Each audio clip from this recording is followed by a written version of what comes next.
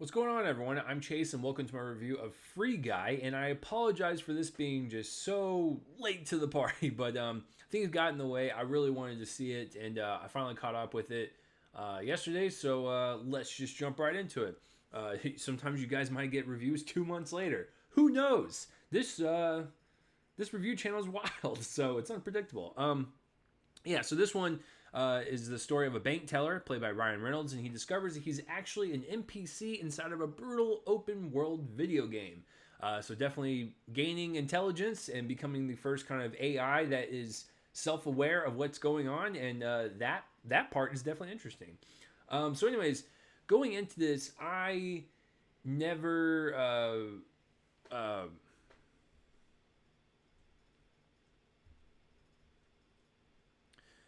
So going into this, I remember seeing the trailers for it, and of course, this film was pushed back quite a bit due to the pandemic, and it finally came out.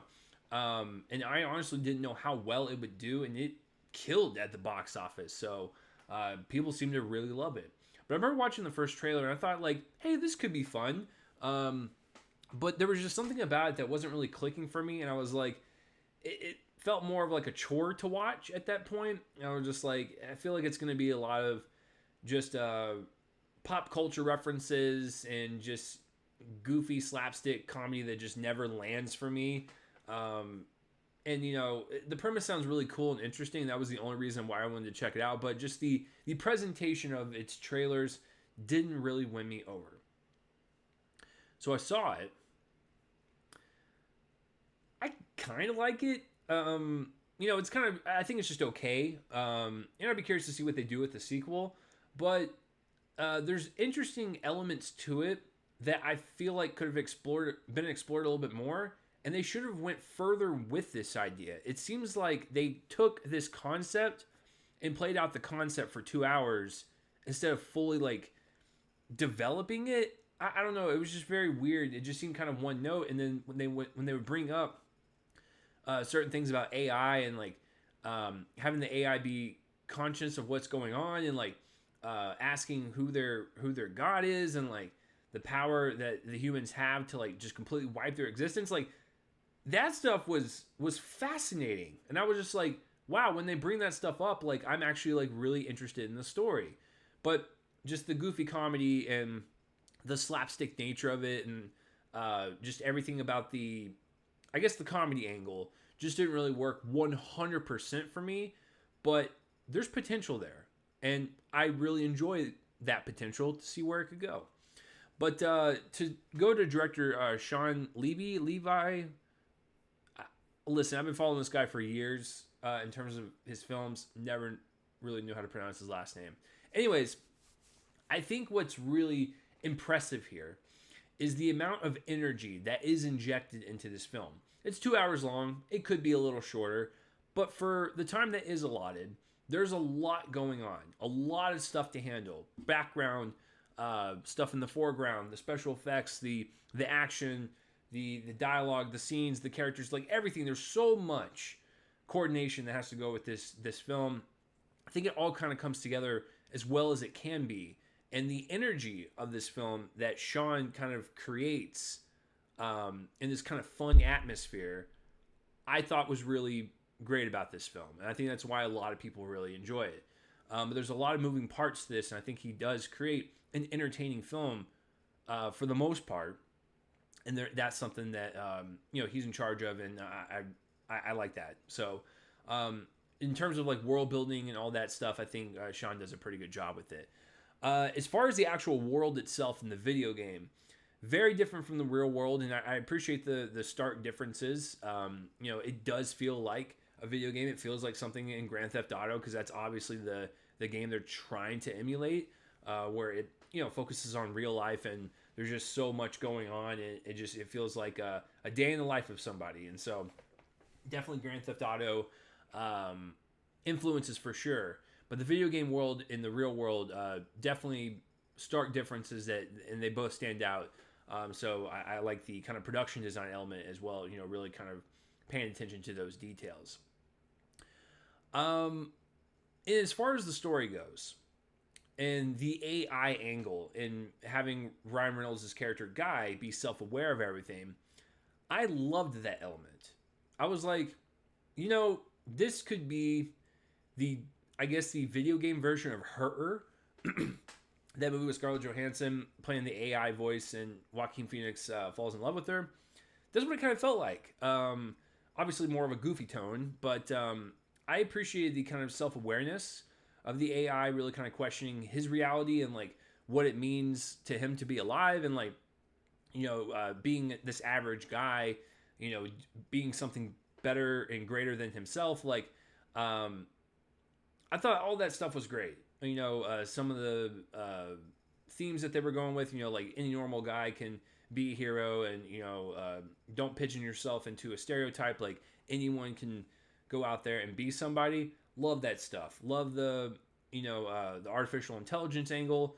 I think it really just kind of gets bogged down to the improv style comedy, which I don't think works as well as it does. I like Ryan Reynolds quite a bit. I think he's a fantastic dramatic actor. I also think he's a great comedic actor. He has his movies that he's flat out entertaining, and I absolutely adore watching him in his element. The improv does not work for this. It's just so many misses more than lands when it comes to the jokes, and it was really kind of off putting.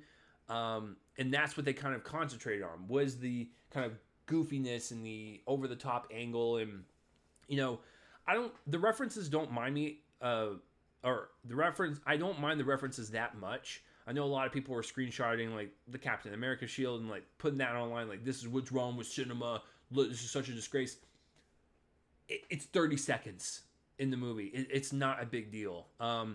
I thought from the trailers that there was going to be more references just hammering in every 2 seconds. Yes, there's references, but it's like it's so minute compared to everything else that I didn't really mind that. So the references didn't really bother me. It was just more like the comedy. Didn't really care for it. And so when it got to more of the dramatic elements and like the more kind of character scenes where Ryan Reynolds is talking to Jodie Comer's character, like that stuff was sweet. It was adorable, but I prefer more of like the I guess the philosophical stuff, which is really funny. But I'm curious to see where a sequel could go, because there's a lot of potential for this type of world building, in the video game kind of environment and the real life. So yeah, I'm curious to see where it goes on that front. As far as performances goes, Ryan Reynolds is a likable lead, always is. In this one, he's kind of borderline annoying, just keeping it real. And this is coming from a guy who absolutely loves him. And I remember when I saw Buried back in 2008, it was like me and another person in a theater. It feels like no one saw that movie, and that's the best movie that he's ever done. Because it's literally him in a coffin in the ground. So check it out if you haven't. A nice little recommendation there. But he's done dark comedies. He's done dramas. Like, he's done it all. It just doesn't work for me in terms of being a lead that we like following. It's just, he has his moments, but like my favorite person by far, and she's also really great in another movie I'm going to review on my channel very soon, Jodie Comer, or yeah, I think it's Comer. She's wonderful. She just injects so much personality and flair into every single movie that she does, that she stands out for me in everything that I've seen her in so far, and that's wonderful. I'm glad that she's blowing up from her show Killing Eve and all that stuff. She's such a delight. She kicks ass. She's a likable romantic lead. She's also an interesting character, because I didn't know much going in. So knowing like what she is doing throughout the movie, like I loved it. I love following her journey throughout this entire thing. To take down Taika Waititi's character, which I'll jump into next, Taika was annoying. Once again, I pretty much like everything that Taika is a part of, whether it be acting or directing or writing or producing. The guy is a force to be reckoned with. I get that he's supposed to be a dick in this movie. For some weird reason, I just thought he was annoying, and it really was just a performance that they could have had someone else do, unfortunately. So didn't really care for him. Little Howery, kind of another kind of heart and soul to the film. He was actually fine. Like I didn't mind him one bit. A very great kind of friend to Guy. Joe Carey, from Stranger Things and everything. He's fine in this. Doesn't really make too much of an impact. His character is very important, but it's just kind of like whatever. And then Utkarsh Umbagard. I probably mispronounced that. I really apologize. I've seen him pop up in a lot of stuff when it comes to comedies. He's always super funny. I never have any problem with him. His comedic timing is impeccable. It really shows. He knows how to utilize improv to its strengths rather than its weaknesses. Everything that just seems to come out of his mouth is just, it's always like some type of quip. He's really fantastic.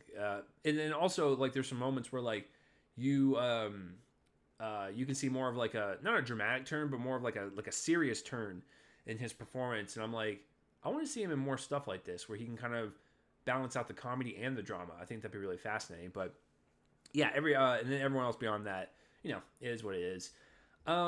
That's pretty much it. I guess I can talk about the special effects. Some of them are supposed to be kind of goofy and over the top. It is a video game.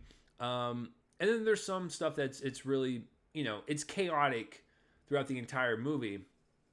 But for the most part, the special effects are pretty well handled. There's some green screen aspects to it that aren't as blended as they should. But other than that, it's a pretty well realized video game world. And it wasn't too bad on that front. So kind of a mixed bag for me.